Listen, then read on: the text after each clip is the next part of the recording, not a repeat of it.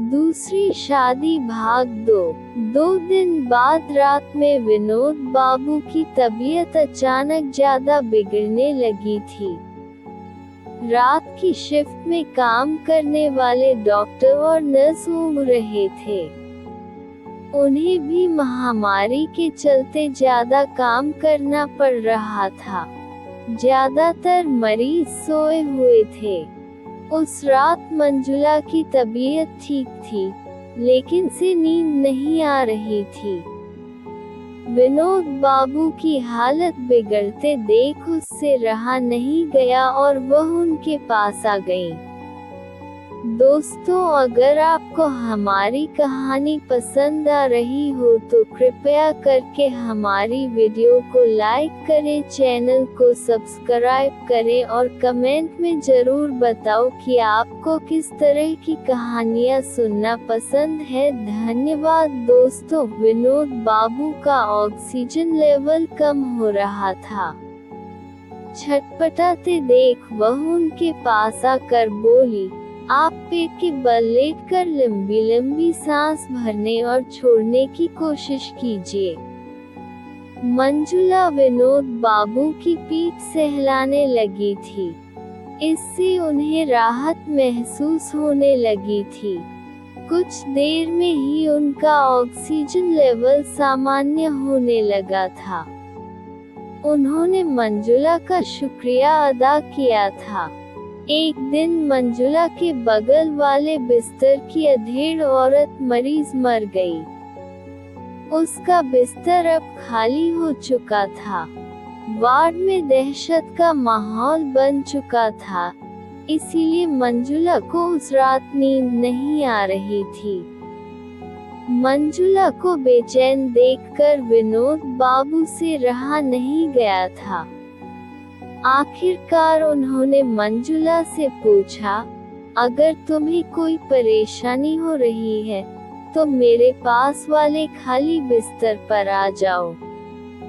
नहीं, ऐसी कोई बात नहीं है।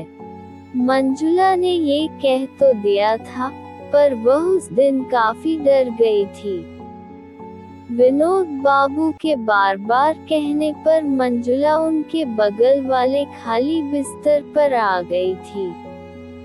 तुम्हारे घर में कौन कौन लोग हैं? मेरे घर में सास, ससुर, पति के अलावा 7 साल की एक बेटी है। बेटी तो तुम्हें बहुत याद करती होगी। पता नहीं याद करती होगी भी या नहीं। ये कहकर मंजुला उदास हो गई थी। परिवार वाले भी तुम्हें बहुत मिस कर रहे होंगे। ये सुनकर मंजुला थोड़ी देर चुप रही, फिर बोली, ऐसा कुछ नहीं है। मैं आज तक अपनी बेटी के बाद एक बेटे को जन्म नहीं दे पाई हूँ, इसलिए घर के लोग नाखुश हैं। वैसे मेरे शरीर के अंदर कुछ ऐसी परेशानी आ गई है कि डॉक्टर ने साफ कह दिया है कि अब मैं दोबारा माँ नहीं बन पाऊंगी। मेरी बेटी अपनी दादी के पास रह रही है। वे सब तो चाहते हैं कि मैं मरूं तो मेरे पति को दूसरी शादी करने का मौका मिले, ताकि उनके घर में बेटे का जन्म हो सके। विनोद बाबू हैरानी से मंजुला के चेहरे की ओर देख रहे थे, इसलिए वे कुछ देर तक चुप रही, फिर बोली, वैसे मैं भी अब उनको शादी करने की इजाजत दे देना चाहती हूँ। विनोद बाबू को ये सब सुनकर झटका सा लगा था। बेटा या बेटी पैदा करना किसी के बस में नहीं होता है। फिर भी आज भी लोग किसी औरत से कैसे उम्मीद रखने लगते हैं कि उनके मन के मुताबिक बेटा या बेटी जन्मे। 21वीं सदी में भी लोगों की सोच नहीं बदल रही है, जबकि आज लड़कियां आसमान की ऊंचाइयों पर उड़ रही हैं। विनोद बाबू मंजुला को समझाने की कोशिश कर रहे थे। एक दूसरे के सुख दुख बांटते हुए अस्पताल में दिन बीत रहे थे।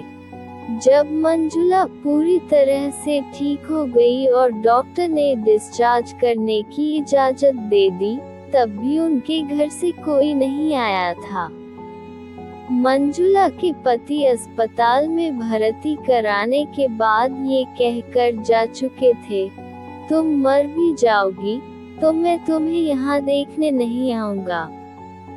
पति की यही नफरत भरी बातें मंजुला को घर जाने से रोक रही थी। वैसे वह भी अपनी सास और पति के रोज रोज के तानों से तंग आ चुकी थी। इधर विनोद बाबू उन्हें घर तक छोड़ने के लिए तैयार थे, लेकिन मंजुला ने उनसे कहा, आप जाए, मैं बाद में घर चली जाऊंगी।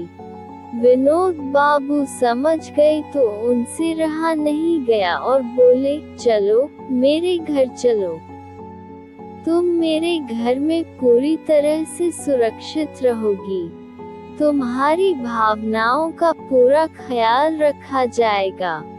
मंजुला जानती थी कि विनोद बाबू के साथ वह 11 वाकई महफूज रहेगी और फिर कुछ सोचते हुए उसने हाँ कह दी।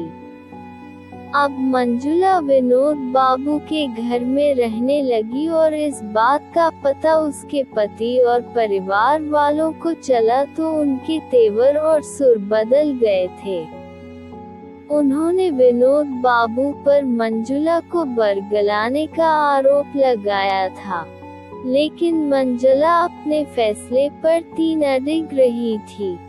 विनोद बाबू के परिवार की मदद से मंजुला अपने पति से तलाक लेने के लिए कोर्ट में अर्जी दाखिल कर चुकी थी। तकरीबन 2.5 साल तक केस चलता रहा। जब भी वह अदालत में जाती थी, विनोद बाबू की माताजी उनके साथ रहती थी। तकरीबन 2.5 साल की भाग दौड़ और सामाजिक हिकारत सहने के बाद मंजुला अपने पति से तलाक ले पाई थी। तलाक के अगले दिन यानी दशहरा के बाद अक्टूबर के दूसरे हफ्ते में कोर्ट में ही मंजुला विनोद बाबू की दूसरी पत्नी बनना स्वीकार कर चुकी थी। मंजुला को कोर्ट के आदेश के मुताबिक बेटी को भी अपने पास रखने की परमिशन मिल चुकी थी, क्योंकि बेटी भी अपनी मां के साथ ही रहना चाहती थी। मंजुला अपने सासू माँ को चाय पिला चुकी थी। सासू माँ चाय पीने के बाद अपनी सहेली के घर जा चुकी थी। अब मंजुला ट्रे में 2 कप चाय लेकर अपने कमरे में हाजिर थी। मंजुला ने जैसे ही टेबल पर चाय की ट्रे रखी, विनोद बाबू ने उसके होंठ चूम लिए। वह भी उनके गले लग गई थी। आखिर में उसने इशारा किया, जनाब, चाय ठंडी हो जाएगी। वे दोनों बातें करते हुए चाय पीने लगे थे। मंजुला चाय खत्म कर विनोद बाबू के बगल में आकर लेट गई थी। तुम्हारे साथ बातें करने में ही मेरी सारी थकान मिट जाती है, विनोद बाबू मनोहार करते हुए बोले थे। मंजुला ने अपना सिर उनके सीने पर रख दिया। सालों बाद उन्हें ऐसी खुशी मिल रही थी।